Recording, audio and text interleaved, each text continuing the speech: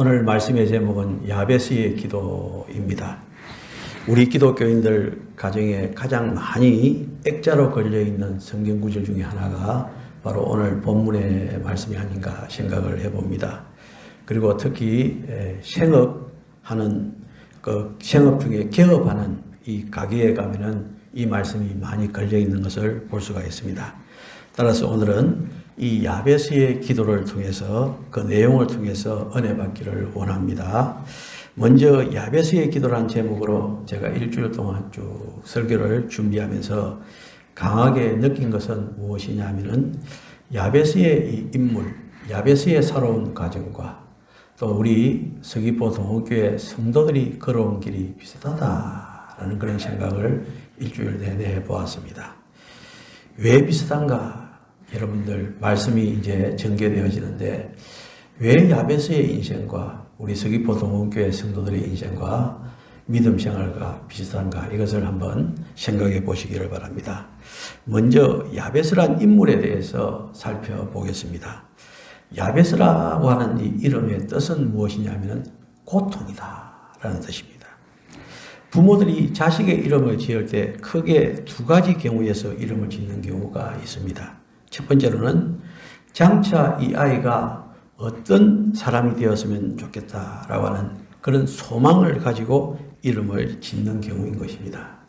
제가 정정일이지 않습니까? 그것은 한 길로 쭉 가라는 그런 뜻이 내포되어 있지 않습니까? 그래서 제가 평생을 살아가면서 목회자의 길로만 쭉 걸어가니까 저희 아버님의 이름을 잘 지었다라는 그런 생각도 듭니다.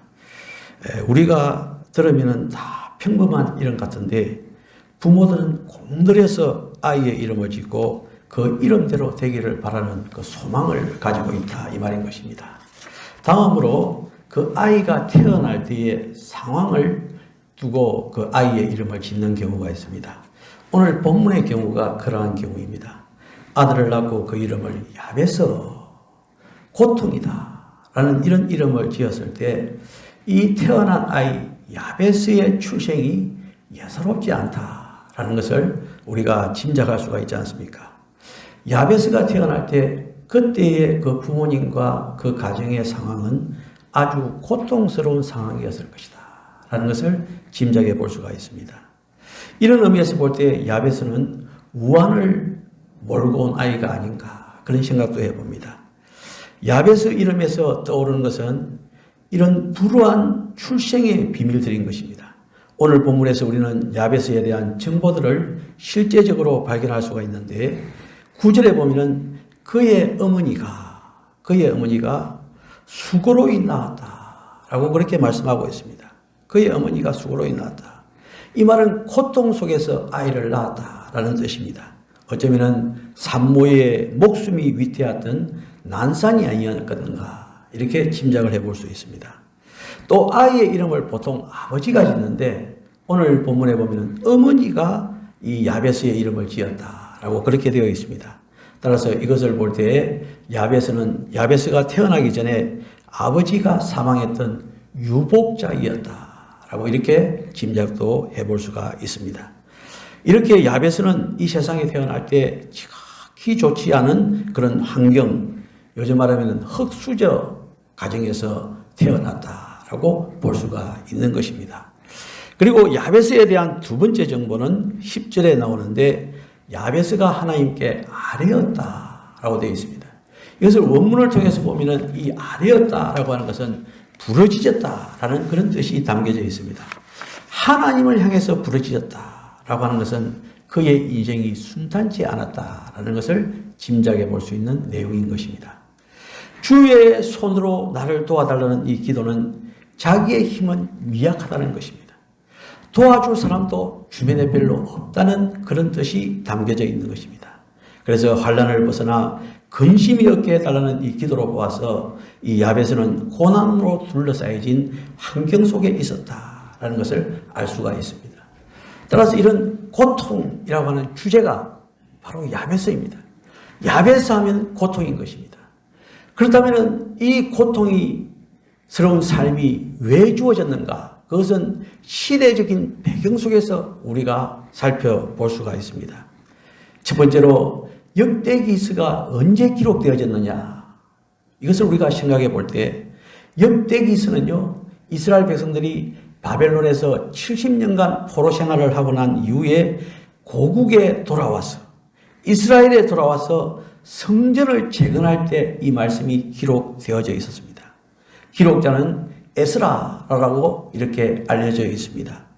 바벨론 70년을 포로 70년을 마치고 돌아온 세대는 어떻습니까? 저들은 선조들의 역사에 대해서 잊어버리고 있었습니다. 하나님의 백성으로서의 뿌리도 잊어버리고 있었습니다. 따라서 귀한 자들을 이끌었던 에스라가 하나님의 신앙의 근본을 가르치기 위해서 국가 재건을 이루려는 그런 의미로 이 역대서를 기록한 것입니다. 어려운 상황 속에 있었을 때 이 역대서가 기록되어져 있었던 것입니다.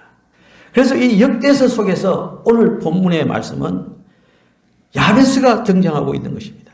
그럼 야베스의 시대는 어떤 시대이냐라는 것을 우리가 생각해보고 추적해보면 가나안 정착 시기의 사사시대가 바로 이 야베스가 살던 시대였습니다. 역대상 4장 13절에 보면 어떤 인물이 나오냐면 온니엘이라고 하는 인물이 나옵니다. 누구라고요? 온니엘. 온니엘이 누굽니까? 이 사람은 이스라엘의 첫 번째 사사입니다. 이 사사라는 말은 선지자가 아니라는 것입니다. 재판관이라고 하는 뜻을 가진 지도자를 말하는 것입니다. 따라서 별다른 선지자도 없고 사사들이 다스리던 사사시대는 이스라엘 역사 중에서 가장 혼란스러운 시대였습니다. 광야 40년의 세대가 다 죽고 나서 다음 세대들은 하나님의 법도대로 섬기지 않았습니다. 살지 않았습니다. 가나안의 풍족한 생활에 마비되고 인근 부족들의 우상 풍습을 쫓았습니다. 그래서 사사기 마지막 장 마지막 절을 보면은 그 시대를 한마디로 평가하고 있습니다. 사사기 21장 25절의 말씀입니다. 그때의 이스라엘에 왕이 없으므로 그때 이스라엘에 왕이 없으므로 사람이 각기 자기의 소견대로 옳은 대로 행하였더라고 말씀하고 있습니다. 그때에 무엇이 없었다고요? 이스라엘에 왕이 없으므로 사람이 각기 자기의 소견에 옳은 대로 행하였더라. 이것이 바로 사사시대의 모습인 것입니다. 자기의 소견대로 했으니 얼마나 무질서하고 그리고 무법천지였겠습니까? 하나님의 백성이 따라야 할 성결하고 도덕적인 법이 있음에도 불구하고 누구도 그 법을 강요한 사람이 없습니다. 가르쳐준 사람도 없습니다. 따라서 저들은 하나님과 관계없이 살아갔던 것입니다. 사랑하는 성도 여러분, 오늘날도 마찬가지입니다. 오늘날 우리가 기독교인이라고 하지만은 하나님의 말씀이 기준이 되지 않는 삶을 사는 사람들이 얼마나 많이 있습니까? 교회에 나오는 잠시만 빼고 나면은 세상 사람들과 똑같이 세상 법에 의해서 살아가는 그런 모습들을 살펴볼 수가 있습니다. 세상의 기준대로 자기의 형편과 경험에 맞춰 살고 있는 삶, 사실 사사시대나 마찬가지로 어둡고 무법하다는 것을 알 수가 있습니다. 여러분들 그 결과 어떻게 되었습니까? 사사시대는요, 가나안 부족들에게 끊임없이 공격을 당하고 약탈을 당하는 그런 시대가 되고 말았습니다. 외세의 침입으로 약탈을 당하고 그리고 저들이 부르짖으면 하나님께서 사사라고 하는 인물을 내세워주어서 그것을 해결하게 합니다. 한숨을 돌릴만 하면 또 범죄하고 그리고 외적이 침입하고 다시 부르짖고 하나님은 또 사사를 보내시고 이런 사이클이 몇 년 동안 300년 동안 계속되어졌던 것이 사사시대였던 것입니다. 여러분들 바로 이런 시대에 누가 있었다고요? 바로 야베스와 같은 신앙의 사람이 있었다는 것입니다. 여러분들 오늘날도 마찬가지입니다. 세상 법대로 살아가는 세상의 유흥대로 살아가는 사람들이 얼마나 많이 있습니까? 우리는 이런 시기에 하나님의 뜻이 무엇인지 하나님의 방법이 무엇인지 이것을 생각해 보아야 되는 것입니다. 제가 고신대학교 7호학번인데 그 7호학번 카톡방이 있습니다.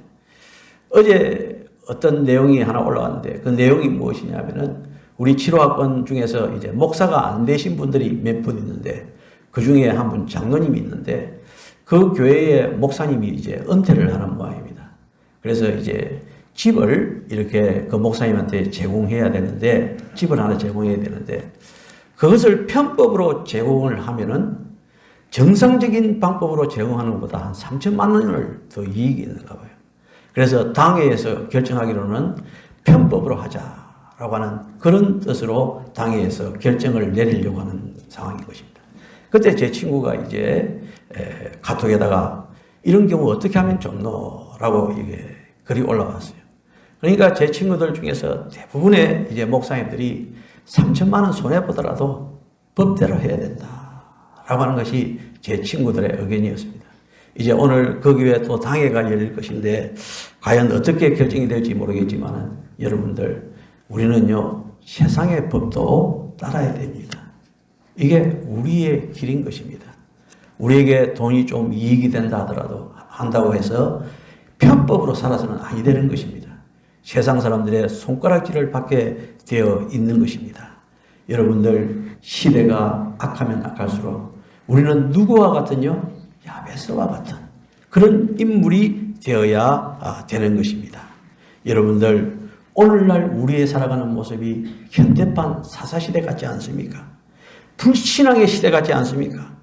어둡고 침울했던 사사시대의 아름답고 성결한 믿음으로 하나님을 신뢰했던 이 야베스, 이 야베스와 같은 그런 사람이 우리가 되어야 될 줄로 압니다. 그래서 이런 야베스는 어떤 기도를 했습니까? 역대상 4장 10절에 보면은 이런 말씀이 있습니다.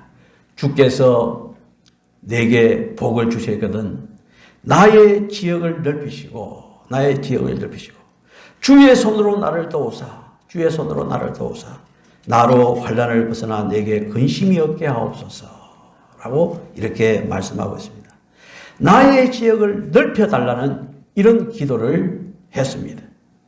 오늘 본문은 원전을 보면은 우리말로 번역하는 가운데 느낌이 많이 달라지는 경우가 있는데 원전에 보면은 주께서 내게 복을 주시려거든 이 말씀은요 주께서 내게 복을 주시고 또 복 주실 것이다 라고 하는 이런 확신이 담겨 있는 것이 원전에 나오는 말씀인 것입니다. 확실한 가운데서 생각하는 것은 무엇이냐면 이미 지역을 넓혀줄 것이다. 주의 손에서 도와줄 것이다. 환난을 벗어날 것이다 라고 하는 이 확신이 담겨 있다는 것입니다. 야베스가 하나님께서 이런 기도를 응답해 주실 것을 확신하고 있다는 것입니다. 혹시 복을 주실는지 혹시 내 기도를 들어주지 않을 것인지 이런 의심 속에서 기도한 것이 아니라 이 야베스는 무엇이라고요? 복을 주신다고 하는 이 확신 속에서 기도를 했다는 것입니다. 여러분들 우리는요 이런 믿음을 가져야 됩니다. 기도의 응답에 대한 확신 이 가운데서 기도할 때 하나님께서는 복에 복을 더해 주시는 놀라운 축복을 주실 줄로 믿습니다. 자, 그렇다면은 야베스는요 왜 이런 확신이 생겼을까요? 여러분들 우리도 기도할 때 마찬가지입니다. 약속이 보장되어 있는 기도를 우리는 하고 있습니다. 왜냐하면 우리 예수님께서는 예수님의 이름으로 기도하면 시행해 주겠다 라고 그렇게 말씀하셨거든요. 야베스의 확신은 무엇입니까? 야베스의 확신은 그 땅의 확장은 애초부터 가나안에 입국할 때 하나님께서 이미 약속하신 것입니다. 여호수아서 1장 3절에 보면은 하나님께서 여호수아에게 가나안 입국을 명령하시면서 이렇게 말씀했습니다. 내가 모세에게 말한 바와 같이 무릇 너희 발바닥으로 밟는 곳을 내가 다 너희에게 뭐라고요? 주었노니. 다시 한 번 더요. 내가 모세에게 말한 바와 같이 무릇 너희 발바닥으로 밟는 곳을 내가 다 너희에게 줄 것이다가 아니라 무엇이라고요? 주었노니. 이게 바로 야베스의 기도의 확신의 근거가 되어지는 출발이 되어지는 말씀인 것입니다. 사실 우리가 성경을 읽어보면요, 사사기서를 읽어보면은 여호수아 생전에 부지런히 정복 전쟁을 감행했지만은 그가 죽을 때, 여호수아가 죽을 때 그 땅을 전부 다 정복하지 못했습니다. 그런데 그 당시 백성들의 삶은 어떠냐면은 다 정복하지 못했음에도 불구하고 저들이 일부 정복한 그곳에서 안주하기를 원했던 것이 그 당시의 모습이었습니다. 따라서 저들이 안주하기를 원했을 때 하나님께서는 저들을 도와주시도 않았습니다. 여러분들, 가나안 전 지경에 광대하게 퍼져나가야 할 이스라엘은 점점 확보된 땅마저도 빼앗기고 쪼그라드는 그런 비참한 형편에 있었던 것이 사사시대의 일이었던 것입니다. 그런데 하나님은 어떻습니까? 그 모든 영토를, 가나안의 영토를 다 주었다라고 말씀하고 있습니다. 이런 확신을 누가 가졌다고요? 야베스가 가졌다는 거예요. 그래서 야베스는 그 확신 가운데서 기도를 했던 것입니다. 우리에 대한 주님의 약속도 마찬가지입니다. 창조의 하나님이 주신 명령이 어떻습니까? 생육하고 번성하여 땅에 충만하라, 땅을 다스리라, 이 말씀을 했습니다. 예수님이 성전하실 때 주신 명령도 마찬가지입니다. 복음을 예루살렘과 온 유대와 사마리아와 땅끝까지 전하라 라고 말씀을 했거든요. 근데 여러분들, 우리가 이것을 전가하고 있습니까? 우리가 이 약속을 지키며 나가고 있습니까? 제가 이번 주일에 저 나름대로 가장 반성했던 부분이 무엇이냐면은 땅끝까지 이르러 내 증인이 되라고 했는데 저는 가만히 생각하면서 이 동네에 동동이라도 전도하고 있느냐 이런 생각이 들었어요. 그래서 제가 참 반성을 많이 했습니다. 저쪽 옛날 이제 계단이 이제 넓혀졌지 않습니까? 그쪽 지역에서 우리 교회로 올라오는데 너무 쓰레기들이 많이 있는 거예요. 그래서 제가 왜 이곳을 청소하지 않는가 해가지고 동사무소에 가가지고 제가 항의를 했습니다. 그게 너무 더럽다. 좀 치워달라. 그러니까 동사무소에서 사람들을 보내가지고 깨끗하게 치웠습니다. 오늘 아침에 이제 기도하는 가운데서 그것도 반성이 되더라고요. 동사무소에서의 의뢰하는 것보다는 뭐 내가 하면 되는데 이런 생각이 드는 거예요. 그래서 아침에 제가 새벽 기도를 마치고 저 계단을 내려갔습니다. 그리고 문을 활짝 열었습니다. 집사님 문 열려있죠? 문 활짝 열어놔놓고 올라오면서 청소를 하면서 쭉 올라왔습니다. 그러니까 어떤 동네분 어떤 분이 저보고 하는 말이 목사님 수고하시네요 이러는 거예요. 그게 뭡니까? 전도 아니겠습니까? 그러면서 제가 오늘 그 계단을 내려가면서 계단의 상태를 보았을 때, 이게 50년 전에 우리 서귀포 동원교회의 모습이구나 라는 생각이 들면서 그 계단을 보니까 참 열악하더라고요. 그 열악한 가운데서 여러분들 얼마나 열심을 내었습니까? 그렇죠? 그래서 여러분들 한 번씩 그곳이 기도의 장소가 아니겠습니까? 기도의 길이 아니겠습니까? 한 번씩 가서 옛날을 회상하면서 더욱더 오늘의 깨어름을 회개할 수 있는 그런 시간이 되기를 바랍니다. 여러분들, 우리는요, 이 야베스를 통해서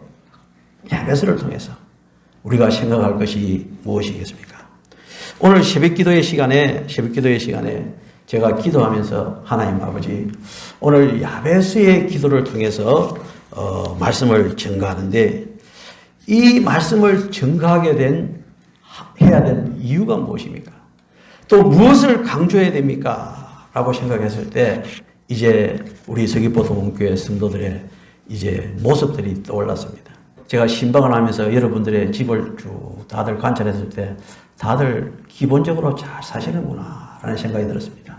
그래서 오늘 새벽에 생각났던 것이 무엇이냐면은 육체적으로는 우리 성도들이 어느 정도 그 지경이 넓혀졌다. 할렐루야. 맞습니까? 아직도 부족하다고 생각하십니까? 부족하죠. 더 넓혀야 되겠죠. 여러분들. 그러나 이미 우리는 많은 부분이 넓혀져 있습니다. 그럼 문제는 무엇이냐? 그러면 우리의 영적인 지경이 얼마나 넓혀져 있느냐? 이게 오늘 말씀의 포커스입니다. 중점적인 말씀입니다.